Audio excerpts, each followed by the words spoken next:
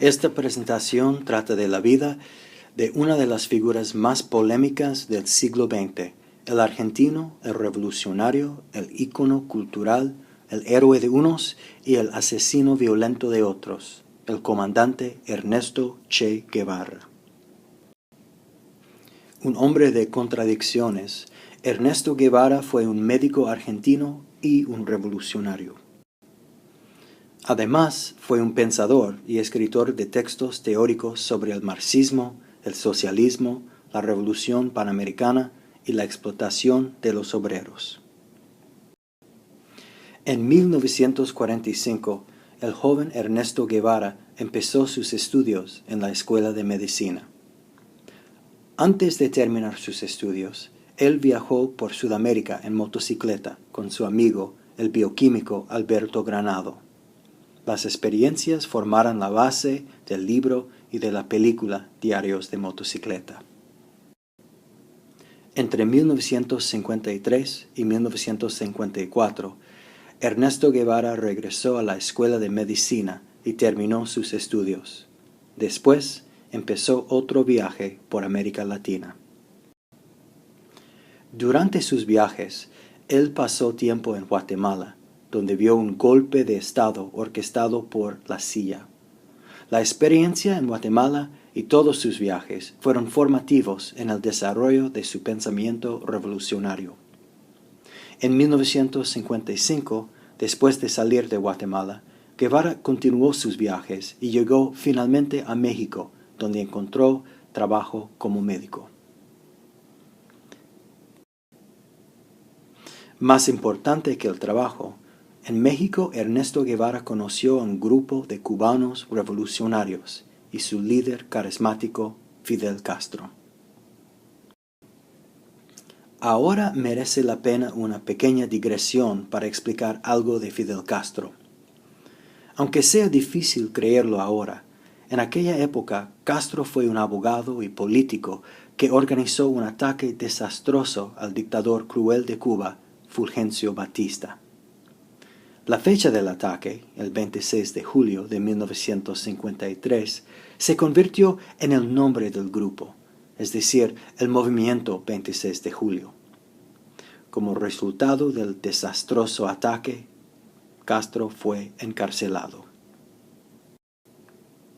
Sin embargo, en un esfuerzo de animar al pueblo, Batista declaró una amnistía y Castro y sus compañeros se fueron para México para reorganizarse.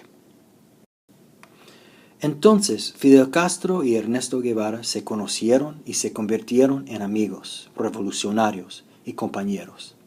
Además, Ernesto Guevara recibió su apodo famoso, el Che, gracias a los cubanos que imitaron el hábito argentino de decir Che en vez de pues o amigo. En 1956, Castro y sus amigos salieron de México y regresaron a Cuba en el yate Granma. Triunfó la Revolución Cubana el 1 de enero de 1959. Casi inmediatamente después sucedieron dos eventos importantes que empujaron a Fidel y a Ernesto Guevara al centro de las noticias mundiales. Playa Girón en 1961 y la crisis de octubre de 1962. Durante estos primeros años de la revolución, el Che sirvió la administración en diversos papeles, incluso como director del Instituto Nacional de Reforma Agraria, presidente del Banco Nacional y ministro del Ministerio de Industria.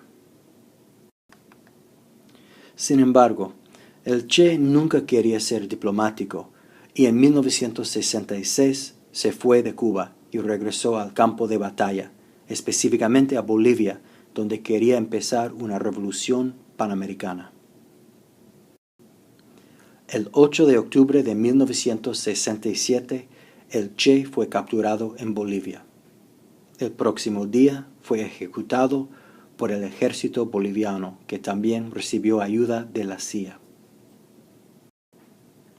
A pesar de su muerte, Hay dos conceptos claves del Che que tenían un impacto y todavía tienen una influencia en los círculos revolucionarios.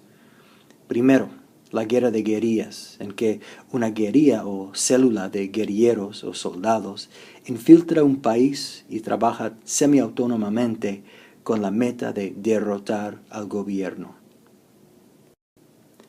Segundo, el hombre nuevo, es decir, el hombre que trabaja para mejorar la situación de todos, sin deseo de recibir dinero ni otras cosas materiales. El Che trató de vivir su vida como un ejemplo del hombre nuevo. En fin, más de 40 años después de la muerte del Che, su vida, sus ideas y su ejemplo permanecen polémicos y controversiales. Sin duda alguna, Ernesto Che Guevara sigue siendo una de las figuras más importantes, frustrantes y fascinantes del siglo XX.